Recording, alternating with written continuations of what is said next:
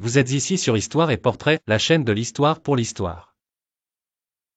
Abdoulaye Ndiaye se distingue dans l'histoire comme l'un des nombreux tirailleurs sénégalais qui ont été enrôlés dans l'armée française au cours de la Première Guerre mondiale. Né dans une petite localité sénégalaise, Abdoulaye incarne le parcours des soldats africains qui ont participé à un conflit mondial sans en connaître les implications, entraînés de force loin de chez eux pour se battre sur des fronts qu'ils n'auraient jamais imaginés. L'arrivée d'Abdoulaye en Europe marque un tournant significatif dans sa vie. Lui qui n'avait jamais quitté son petit village de Thiawor, se retrouve plongé au cœur de la guerre en Belgique, touchant du doigt l'immensité cruelle de ce conflit aux dimensions planétaires.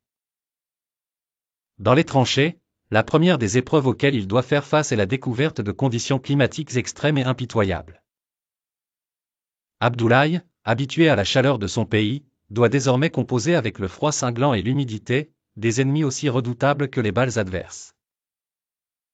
Comme tant d'autres tirailleurs, il connaît les engelures, et voit ses compagnons être amputés.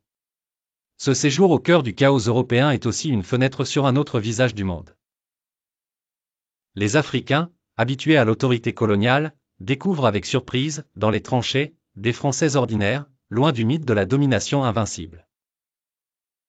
L'interaction avec la population locale, à l'instar de cette jeune femme qui lui fait une demande inconsidérée de ramener une balle allemande souvenir du front, en est une illustration.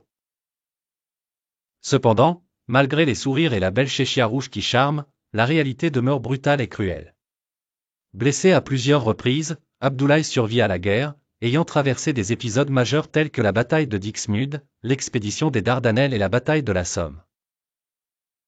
La guerre terminée, il retourne dans son village, seulement pour constater l'injustice, aucun des honneurs ou pensions attribués à ses camarades français ne lui est accordé. Ce n'est qu'au crépuscule de sa vie qu'il se verra offrir une maigre pension, bien tardive et insuffisante. L'histoire d'Abdoulaye Ndiaye, figure anonyme jusqu'à 1998, ressurgit lorsque le président Jacques Chirac décide de le récompenser de la Légion d'honneur à titre posthume, une reconnaissance bien tardive des sacrifices et de la bravoure de centaines de milliers de tirailleurs africains.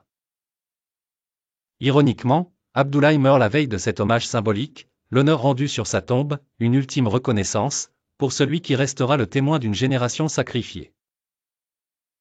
Ce récit, teinté de tragédies personnelles et de luttes inachevées, témoigne du poids de l'histoire sur ces hommes venus d'Afrique et symbolise une mémoire nécessaire des sacrifiés du premier conflit mondial.